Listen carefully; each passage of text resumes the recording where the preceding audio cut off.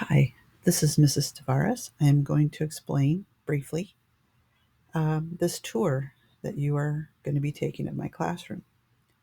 So, right now, you see me sitting in the garden, which is an extension of our classroom. So, as you walk in, you'll see student artwork. You'll see driftwood right at the entrance of my door that has a quote that says, "All great change is preceded by chaos," by Deepak Chopra. And as you walk in, you will see projected on the blue chalkboard, you will see that this is a public tracker, and this means that at a glance you'll be able to see all the lessons and where you fit in the lessons as a way of guiding you um, by yourself so that you can get to your work right away.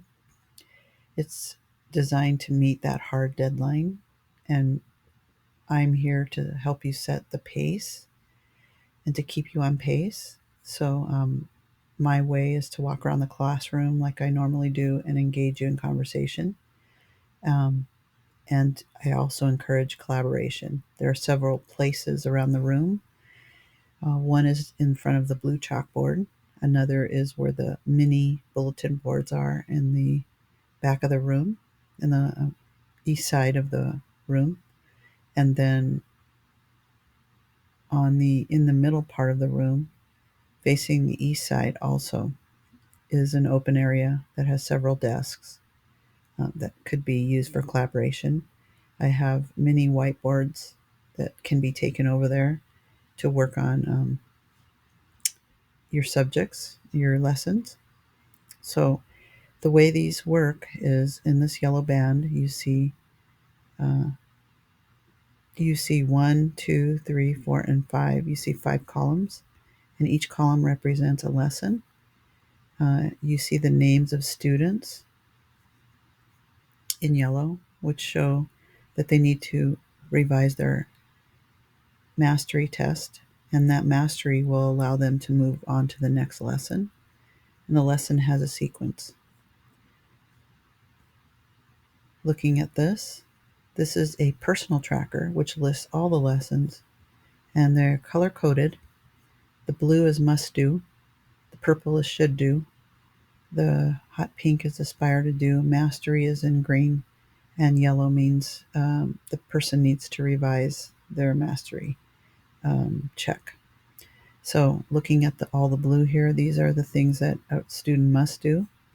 And the should do's are in purple. So as you can see, there's 2 here, and they're designed to help you learn so that you can pass your mastery check. But if you already know it, then you can skip it. Aspire to do is extending your learning, and also expressing that extension. And then the mastery just shows that you've mastered certain lessons so that you can move forward. This helps you get back to where you started or where you ended the previous day. So this is just page 2. This is where I hold writing conferences. This is the small desk nearest the entrance of the room. In this area here, this is showing you I project our Zoom meetings here. And for students that cannot physically come to the class, this is where participation would be the most uh, helpful for you to pass your mastery check, because you'll be able to interact with the students, and collaboration is a big part of it. The next thing is, I was talking about the blue chalkboard. This is the area that I was saying you can collaborate. Um, this is where the actual box would be that has the lesson materials, and the box looks like this. So each lesson would be in a box, in a drawer, what we would say in a drawer here, each lesson. So a student can just grab that lesson. There will be a label on each box.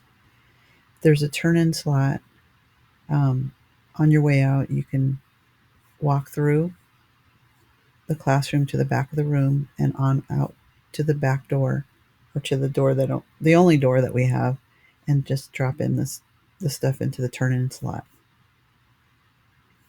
So this again shows the west wall and the blue chalkboard that students can use to help each other with the lessons. Right here is where the turn-in box would be. So as a student walks down this way to leave the classroom and out the door, you can just drop it off here. This is where our supplies are: highlighters, color pencils, regular pencils, and pens. And then the rest of these slots are for graphic organizers and literacy supports.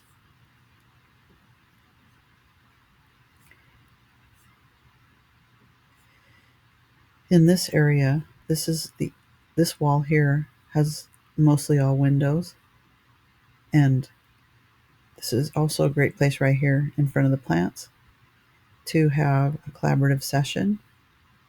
In this area is the private section for mastery checks. And for mastery checks, it's only at the round table nearest my desk. That's what I just showed you. And then student will exchange a cell phone for a test. And then once they're finished, I give the cell phone back. The student will work on their mastery check all by themselves with no help and no notes. Okay, this is the same spot, but on a different day when we have a guest speaker. This is our guest speaker, and our students are just posing near the cake because we're about to eat it. We just finished listening to our guest speaker. And then this is a shot of a student that is online and is in a breakout room with a university student, since we did a project where they mentored my students. And then from that pairing, then they would go into a smaller group and they would share out. So it's a great way to practice mini speeches. And here's the mini bulletin board close up. I have strips of paper for students to practice writing theme statements. And since we are analyzing a poem, we will come up with theme. And that's part of the standard for this unit. Sometimes students need me to conference right at their desk, which I do since I walk around the classroom. And that's how they can get a hold of me. This is our extended garden. This is our picnic table. And right here, we happen to be writing a grant.